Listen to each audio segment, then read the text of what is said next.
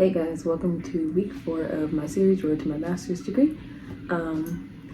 Today, I don't know if it's just the English department or not, but we have these sessions, not every week, but like certain weeks, where we talk about stuff in grad school like you would need to know that you wouldn't learn in class.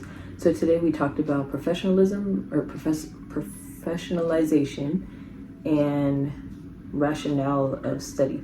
So we kind of learned about that. I'll try to share some tips I learned along the way with you guys, just in case anybody may need it or try to figure out what that is specifically. Today, though, we kind of just talked about like rationale of study, how it's kind of like a personal statement, how that would be needed for or how it would be helpful and needed for like PhD and how to work on that while you're in the grad program. And then they just gave us a lot of like tips on how to organize your documents pretty much. So it's like one tip the director gave us was when you read, make a document where it's like you write down quotes that you found very interesting or just resonate with. And then underneath the quote, also add the page number, but underneath the quote, you're gonna write like your thoughts on the quote. And so like you do that because when you write an essay, you already have like the quotes and your thoughts on what the book was saying and what you were thinking. And so when you write an essay, you're able to just kind of plug that in right away, maybe like edit it a little bit, but you can plug it in. And then they also said when you do reading logs like that, save it in a folder and have it like either alphabetical or by date. And then this could also apply to like if you were to be writing a book, like any thoughts you may have or any sources you may find that are helpful, you add that in the document as well. So yeah, that's something we learned today. I'm still kind of learning more about the rationale of study, so the more I learn about that, the more I can share with you guys, and things I learn in the sessions like that I can try to share with you guys too, because that's a big part of grad school. That's why they're trying to teach us, because like we're not going to learn this in a class, but it's still really important to have because we have certain deadlines and we have to pick a thesis or portfolio that we're going to turn in before we graduate. So that's why they're kind of giving it to us now, so we're not waiting like last minute, and something you have to like work on throughout time. But yeah, that's one of the things I learned today and I thought would be very helpful to share. I will expand on that topic the more I learn about it and we'll share with you guys.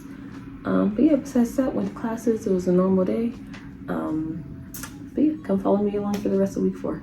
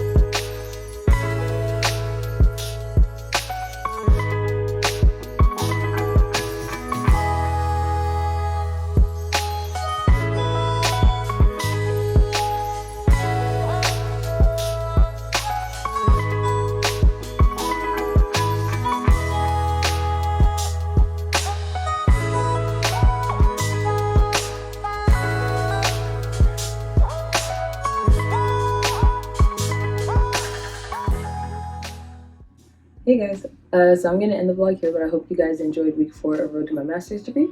2 things I wanted to say before I ended the vlog. One, I love the people in my cohort, the people I have classes with, and just people in the English department I've met, both professors and students. But like the other students, they make me feel like I chose the right program. And so I think it's very comforting to have these specific people to work with and hang out with, because all of our personalities like all bounce off each other and we all get along so well. And the classes are very small too, so it's not hard to try to get to know everybody and talk to everybody. And it also helps having like a class group meet because we all just talk in there.